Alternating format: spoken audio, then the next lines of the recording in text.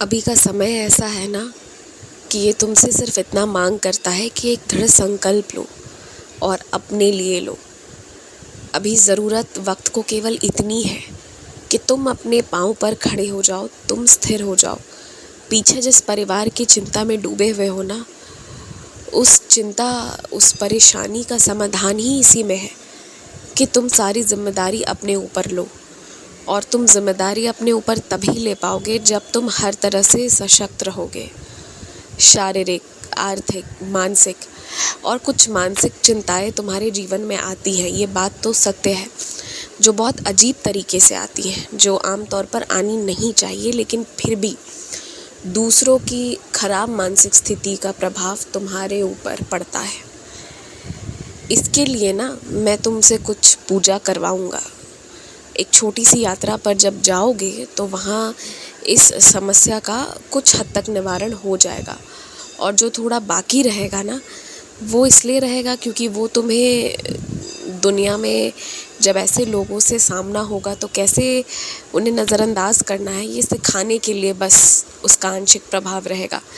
बाकी जो सबसे ज़्यादा मूल दिक्कत है वो ठीक हो जाएगी। उसके लिए तुम निश्चिंत रहो। कोई भी पूजा पाठ करते हो तो मन से, प्रेम से, विश्वास से करो। बाकी अपने शरीर को तड़पा कर, भूख प्यास को परे रखकर ये पूजा पाठ करना उचित नहीं है। किसी देवी देवता को तुम्हें भूखा तड़पता हुआ देखना पसंद नहीं आएगा। हठ योग मत करो। अपने शरीर के लिए जो बन पड़ता है वो करो और फिर जितने पाठ करने हैं उतने करो।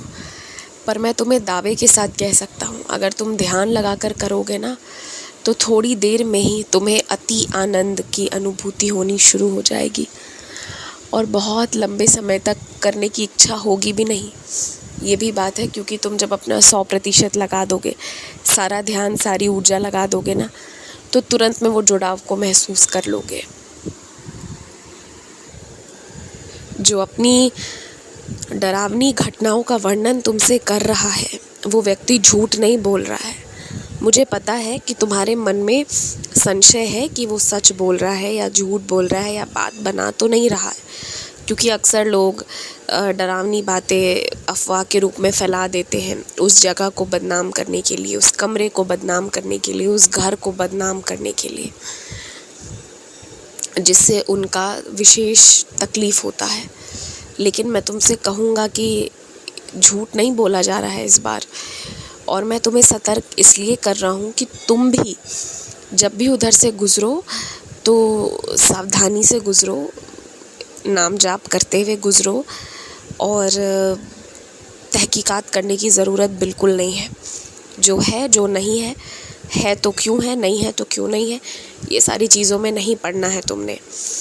और किसी के अंदर भी अगर ज़्यादा नकारात्मकता तुम्हें महसूस होगी तो उसका कल्याण करना, लेकिन सबसे पहले तो उसका कल्याण बाद में होगा। पहले तुम्हें अपनी रक्षा करनी होगी, इसका ध्यान रखना।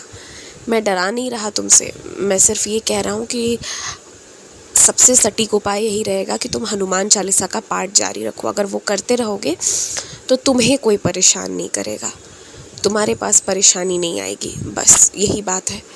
खुश रहो।